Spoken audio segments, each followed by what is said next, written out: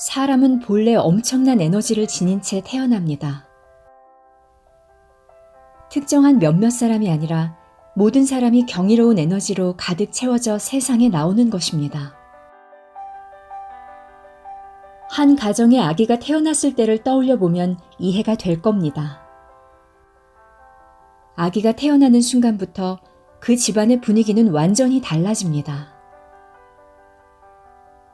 우선 상대를 부르는 호칭부터 달라집니다.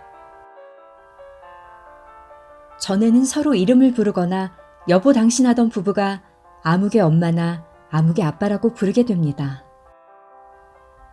그뿐인가요?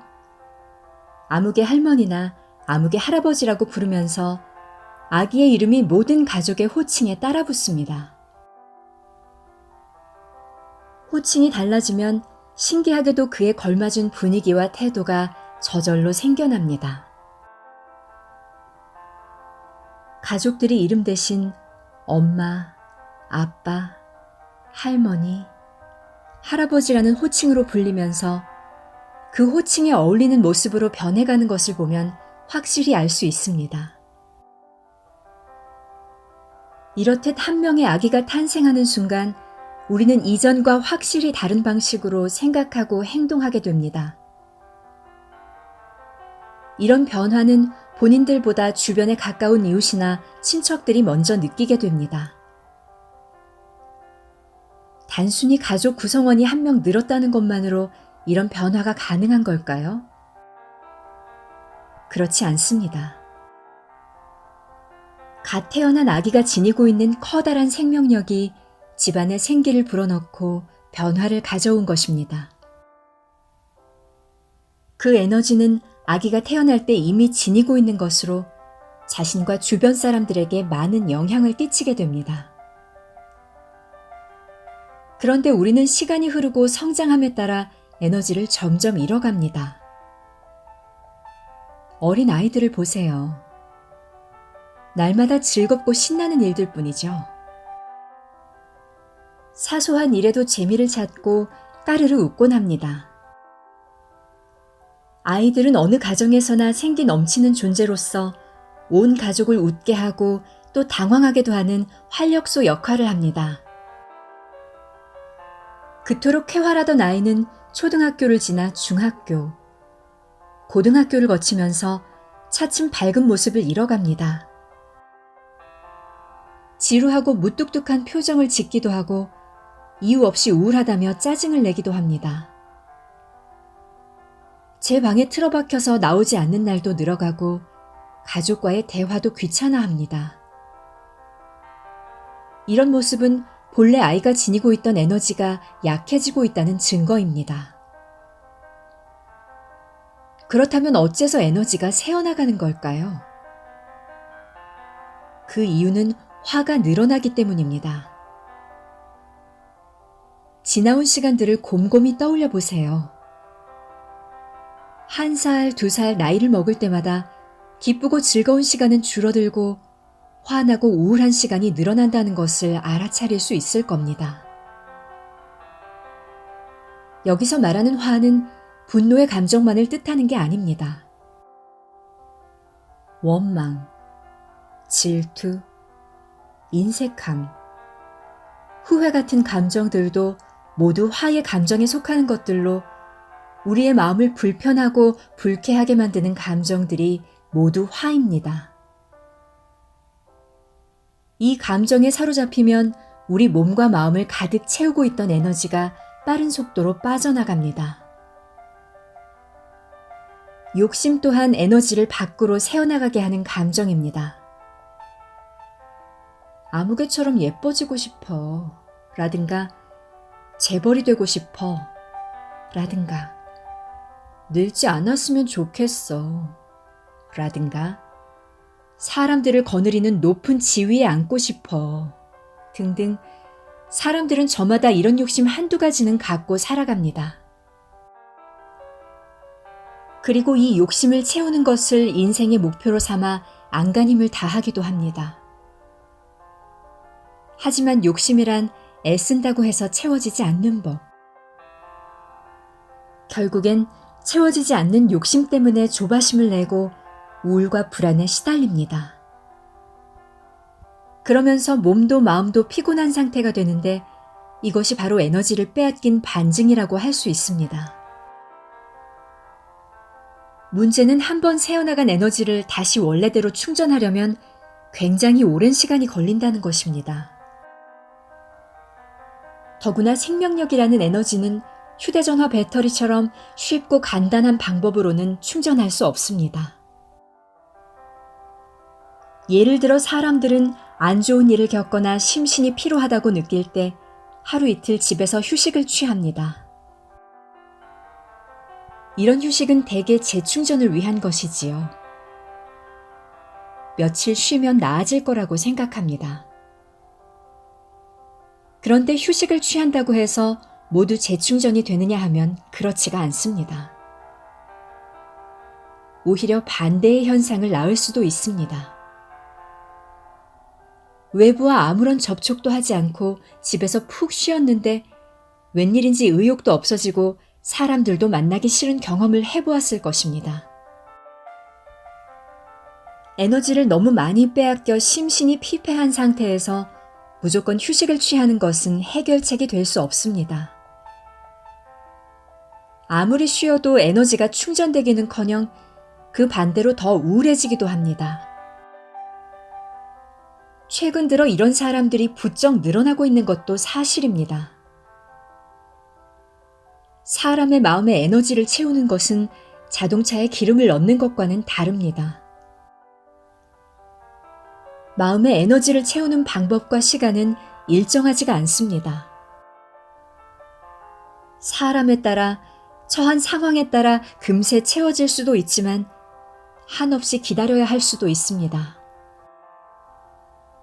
사람의 마음이란 그만큼 복잡하고 미묘한 것입니다. 다행히 어린아이들은 에너지를 다시 채우는데 오랜 시간이 걸리지 않습니다. 아기를 보세요. 아주 작은 일에도 예민하게 반응하며 울음을 터뜨리곤 하지요. 하지만 울음을 멈추고 활짝 웃는 것도 한순간입니다. 예를 들어 울음을 터뜨린 아이에게 엄마가 여기 꽃이 피었네 하고 꽃을 보여줍니다. 그러면 아기는 물기가 채 가시지 않은 눈을 빛내면서 꽃에 집중합니다. 울음은 어느새 사라지고 얼굴엔 환한 웃음이 가득합니다. 이때 장난감이라도 하나 쥐어주면 언제 울었냐는 듯이 까르르 웃어댑니다. 그 반대로 어른들의 모습을 살펴보세요. 기분이 좋지 않아 인상을 찌푸리고 있는데 옆에서 누가 꽃 한 송이 내밀었다고 해서 금세 환하게 미소를 지을 수 있을까요? 오히려 짜증을 내기 십상입니다. 아이는 어째서 어른보다 더 쉽고 빠르게 에너지를 충전하고 생기를 회복할 수 있는 걸까요? 그것은 아이가 어른에 비해 더 많은 에너지를 지니고 있기 때문입니다. 바꿔 말하면 태어날 때 지닌 에너지를 덜 빼앗겼다고 할 수도 있겠지요. 나이가 들수록 우리는 화에 더 많이 노출되고 그럴 때마다 에너지가 새어나갔으니 당연한 일이 아닐까요? 안에 지니고 있는 에너지가 적다는 것은 생기를 되찾기 위해 더 많은 에너지를 충전해야 한다는 의미이기도 한 것입니다.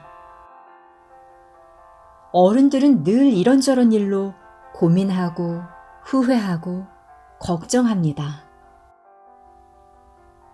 이런 생활이 반복되는 가운데 활기찬 생명력을 유지한다는 것은 거의 불가능합니다. 우물에 비유해 볼까요? 두 개의 우물이 있습니다. 새로 판 우물에는 깨끗한 물이 가득 차 있습니다. 물을 퍼올리는 것이 그리 어렵지 않겠지요. 반면에 오래된 우물은 물을 지나치게 많이 퍼낸 탓에 두레박을 깊이 들이웠다가 한참을 끌어올려야 물을 얻을 수 있습니다. 생명력이라는 에너지도 이와 같습니다. 걱정 근심이 많은 어른은 한번 슬픔에 빠지면 좀처럼 우울한 상태에서 헤어나오지 못합니다. 더욱이 좋은 일이 생겼을 때조차 그 기쁜 감정을 충분히 느끼지 못합니다. 그러나 예외적인 사람들도 있습니다. 아이처럼 밝은 기운을 가지고서 열정적으로 하루하루 살아가는 사람들도 분명 있습니다. 찬찬히 주변 사람들을 떠올려 보세요. 아는 사람들 중에서 가장 잘 웃고 씩씩하고 건강한 사람은 누구인가요? 바로 그 사람이 아이와 같은 에너지를 지닌 사람입니다.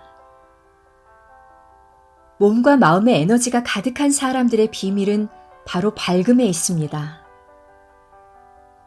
그 밝음은 온갖 분노와 고민, 불안, 욕심을 단번에 다 밀어낼 수 있습니다. 그래서 밝게 살아가는 사람들에게는 풍요로움과 자유가 넘쳐 흐릅니다. 자, 그러면 밝음의 기운은 어디에서 오는 것일까요? 불교식으로 설명하면 밝음이란 버림으로써 얻은 생기입니다. 밝은 기운은 집착이 없는 상태에서 비로소 드러납니다. 매사에 집착하지 않는 마음, 욕심을 절제하는 마음에서 샘솟는 것입니다. 그러니 생기 넘치는 인생을 위해서 당신이 해야 할 일은 바로 집착에서 벗어나는 것입니다. 집착에서 벗어나야만 당신 안에 밝은 기운을 가득 채울 수 있습니다. 그 기운이 행복하고 풍요로운 삶을 살 수 있게 해주는 힘입니다. 사람들은 누구나 후회 없는 삶을 원합니다. 그래서 어떤 선택을 해야 할 때면 신중해질 수밖에 없습니다. 최선의 선택을 하려다 보니 많은 경우의 수들을 따져보게 됩니다. 이처럼 우리는 실패하지 않기 위해, 후회하지 않기 위해 선택의 순간마다 생각하고 또 생각합니다. 그런데 어느 순간 머리가 무거워지기 시작합니다. 생각하면 할수록 불안하고 두려운 마음에 아무런 선택도 할 수 없게 되고 애초에 가졌던 자신감도 어디론가 사라져버립니다. 왜 그럴까요? 예를 하나 들어보겠습니다. 대학 졸업을 앞두고 취업 준비를 하는 젊은이가 있습니다. 자신에게 잘 맞는 일, 즐겁게 할 수 있는 일을 찾기 위해 고민을 합니다. 이 일이 과연 나에게 잘 어울릴까? 이 일을 내가 잘 해낼 수 있을까? 이 직업을 선택해도 나중에 후회하지 않을까? 이 젊은이는 원래 영화 감독의 꿈이었습니다. 대학에 다니는 동안 영화 관련 공부도 열심히 하고 현장에서 경험도 많이 쌓았습니다. 그런데 막상 대학 졸업을 앞두고 고민이 많아졌습니다. 자신에게 과연 재능이 있는지, 영화 감독으로서 성공할 수 있을지 확신이 생기지 않아 마음이 불안해진 거죠. 그저 영화가 좋아서 영화 감독이 되겠다고 했을 때는 많은 생각을 하지 않았습니다. 하고 싶은 일을 한다는 열정 하나면 충분했으니까요. 그런데 이것저것 따져보고 생각이 많아지면서 그 열정은 점점 사라져갑니다. 영화 감독 중에 가난한 사람도 많다던데 결혼도 해야 하는데 괜찮을까? 나한테 더 잘 맞는 다른 일이 있지 않을까 갈등하기 시작합니다.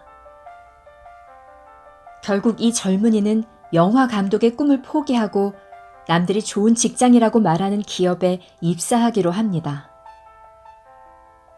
이 젊은이는 그토록 심사숙고해서 내린 결정을 후회하지 않을까요? 지나치게 많은 생각으로 열정을 잃고 꿈마저 포기하게 된 건 아닐까요? 그렇다면 그동안의 생각들은 심사숙고가 아니라 쓸모없는 잡념에 불과했던 것은 아닐까요? 이번에는 좀 다른 이야기를 해보겠습니다. 학교에 들어가기 전에 어린아이들은 생각을 많이 하지 않습니다. 눈에 보이고 귀에 들리는 대로 반응합니다. 생각보다는 감정이 앞서지요. 누구의 눈치를 보지도 않습니다. 엄마가 아파서 누워있을지라도 배가 고프면 밥을 달라고 보채는 것이 어린아이들입니다. 이런 아이들을 철부지라고 표현합니다. 철부지란 옳고 그름을 헤아릴 줄 모른다는 의미이지요. 맞습니다. 어린아이는 옳고 그름이 아니라 자신의 욕망에 따라 행동합니다. 자기 욕망에 충실한 것은 자연스러운 본성이라 할 수 있겠지요. 백화점에서 흔히 볼 수 있는 풍경들 가운데 하나는 어린아이가 장난감을 갖고 싶다고 떼를 쓰는 장면입니다. 부모는 안 된다고 하지만 아이는 포기하지 않고 바닥에 주저앉습니다. 그러다가 안 되면 목청껏 울어버립니다. 부모가 화를 내든 말든 주위 사람들이 쳐다보든 말든 장난감을 갖고 싶다는 욕망이 충족될 때까지 떼를 씁니다. 이처럼 어린아이들은 무언가 갖고 싶은 마음을 드러낼 때 어떤 망설임도 조심스러움도 없습니다. 이럴 때 부모는 아이를 이길 수 없습니다. 부모는 어쩔 수 없이 아이에게 장난감을 사주게 됩니다. 어린아이들이 떼를 쓰는 것이 당연하다거나 좋은 일이라는 의미에서 이런 이야기를 하는 것은 아닙니다. 육아에 대한 조언을 하려는 것도 아닙니다. 다만 아이의 단순한 열망이 지닌 엄청난 에너지를 주목할 필요가 있습니다. 어린아이는 복잡한 생각을 하지 않습니다. 왜 원하는지, 원해도 되는지 등을 생각하지 않습니다. 이것저것 재고 따질 줄도 모르죠. 그저 본능에 따를 뿐입니다. 배가 고프니까 밥을 달라고 하고 갖고 싶으니까 사달라고 합니다. 갈등하거나 주저하다가 자신이 원하는 것을 포기하는 일은 없습니다. 사람들은 흔히 어린아이처럼 순수한 열정이라는 표현을 쓰곤 합니다. 남들이 뭐라고 하든 사회 통념이 어떻든 간에 자신이 원하는 일에 최선을 다하면서 즐거움을 누리는 사람들을 두고 주로 이런 표현을 쓰지요. 그들에게 왜 어린아이처럼이라는 수식어를 사용할까요? 이런 사람들은 장난감을 사달라고 떼쓰는 어린아이처럼 복잡한 생각을 하지 않기 때문이지요. 이러한 어린아이들의 순수한 열정이 어른이 되면서 점차 없어지는 건 왜일까요? 그것은 바로 순수한 열정의 자리에 쓸모없는 잡념들이 들어앉았기 때문입니다. 그 결과 어떻게 되는지요? 영화 감독이 되고자 했던 젊은이처럼 이것저것 재고 따지다가 결국은 꿈을 포기하게 되겠지요. 어떤 일을 하고 싶다면, 원하는 어떤 것을 얻고 싶다면 너무 많은 생각을 하느라 마음의 에너지를 빼앗겨서는 안 됩니다. 어린아이일 때 누구나 가졌던 그 엄청난 에너지를 잃고 싶지 않다면 그 열정의 자리에 잡념과 망상이 채워지도록 해서는 안 됩니다. 본성에 가까운 그 순수한 에너지를 지니고 있는 사람은 어떤 일을 하든지 강한 의욕과 자신감을 가질 수 있습니다. 그 의욕과 자신감은 다른 사람에게 전달되기 마련입니다. 사람들은 의욕과 자신감이 넘치는 사람과 함께 일하고 싶어 합니다. 주변에 함께 일하고 싶어 하는 사람들이 많아지면 성공할 가능성이 높아집니다. 인간은 본래 생각하는 존재이니만큼 생각 자체를 끊어낼 수는 없는 일입니다. 그러나 모든 일에 고민과 갈등의 과정을 부여할 필요는 없습니다. 세심하게 다각도에서 생각해야 할 일도 있지만 어떤 일들은 물 흐르듯 감정에 맡겨둘 필요가 있습니다. 처음 가졌던 그 마음, 그 강렬한 에너지를 지키고 싶다면 말입니다. 난관이 닥치면 사람들은 해결 방법을 찾기 위해 오랜 시간 생각에 생각을 거듭합니다. 그야말로 심사숙고합니다. 그래야만 가장 좋은 해결책을 찾을 수 있다고 믿기 때문입니다. 주위에서도 다들 충분히 생각해보고 결정하라는 식으로 조언을 해줍니다. 그래서 그런지 우리는 생각이 많은 것을 나쁘게 여기지 않는 것 같습니다. 하지만 여기에는 함정이 있습니다. 많다는 것에는 지나치다는 의미가 포함되어 있기 때문입니다. 지나친 생각, 즉 생각의 과잉은 결코 좋은 결과를 가져올 수 없습니다. 오히려 점점 더 이상한 방향으로 이끌어가는 경우가 많습니다. 앞서 말한 것처럼 자신에게 어울리는 일자리를 찾을 때 생각을 지나치게 많이 해서 처음에 지녔던 의욕과 자신감을 상실하게 되는 것도 바로 그런 경우입니다. 중요한 것은 이성적이고 객관적으로 생각하는 것이라는 점을 알아두어야 합니다. 생각을 많이 하는 것보다는 생각하는 태도가 중요한 것입니다. 냉철함을 유지하지 못하면 아무리 생각을 많이 한다 해도 별 소득도 없이 에너지만 낭비할 뿐입니다. 문제는 이성적이고 객관적으로 생각한다는 게 결코 쉽지 않다는 점이겠지요. 사람이란 본래 나의 입장에서 생각하는 존재입니다. 그래서 생각이란 것을 할 때 나라는 주관이 끼어들어 자꾸 회방을 놓지요. 이성적이고 객관적으로 생각하기 위해서는 자신을 뚝 떼어놓고 제3자의 시선으로 생각해야 하는데 나라는 주관이 끼어들면 생각이 자기중심적으로 흐르면서 핵심을 놓칠 수밖에 없습니다. 제3자의 시선이 아닌 주관적 관점에서 바라본다는 것은 객관적 거리를 확보할 수 없다는 의미이며 이 객관적 거리를 확보하지 못한 상태에서는 올바른 결과를 이끌어내기가 어렵습니다. 어떤 일로 친구와 다투었을 때를 생각해 보세요. 다툴 때는 감정이 격해져서 자신도 모르게 화를 내지만 시간이 흐른 뒤에는 그때 내가 왜 화를 냈지? 라고 생각해 보게 되지요. 이때 우선은 친구와 다툴 때의 상황을 객관화할 필요가 있습니다. 서운하고 답답한 마음이 남아있더라도 감정에 치우치지 말고 사실에 근거해서 냉정히 판단해야 하는 거죠. 그렇지 않고 자신의 입장에서만 그 상황을 바라보면 100만 번 생각하더라도 문제를 해결할 수가 없습니다. 자신의 잘못은 보이지 않고 친구의 잘못만 더 크게 부각이 돼서 올바른 판단이 어려워질 테니까요. 이렇게 되면 그 친구와 화해하기 어렵고 화해를 하더라도 다시 다른 문제로 다투게 될 겁니다. 헤어진 애인에 대한 미련을 떨치지 못하는 경우도 마찬가지입니다. 나의 입장에서만 생각하면 떠나간 그 사람을 결코 이해할 수 없습니다.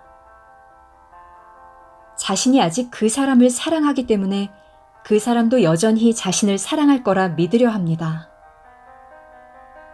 왜 헤어지게 되었는가에 대해 이성적으로 생각하지 못하고 헤어진 순간을 되풀이해서 떠올리며 자신을 비련의 주인공으로 만들어버립니다. 이별이라는 현실을 받아들일 수 없기에 마음이 많이 괴롭고 힘들겠지요. 하지만 그럴수록 나의 입장이 아니라 상대의 입장에서 객관적으로 생각해 보아야 합니다. 사랑은 식을 수 있습니다. 반드시 내게 어떤 잘못이 있어서가 아니라 두 사람이 관계된 어떤 상황 때문에 혹은 내가 알지 못했던 또 다른 이유로 사랑이 식을 수 있습니다. 그 부분을 명확하게 인식하고 나면 이제 둘의 사랑이 끝났다는 사실을 인정할 수 있을 겁니다. 이렇게 해야만 이별이라는 현실을 받아들일 수 있고 비로소 마음을 고통으로 물들이던 미련과 집착에서도 벗어날 수 있습니다.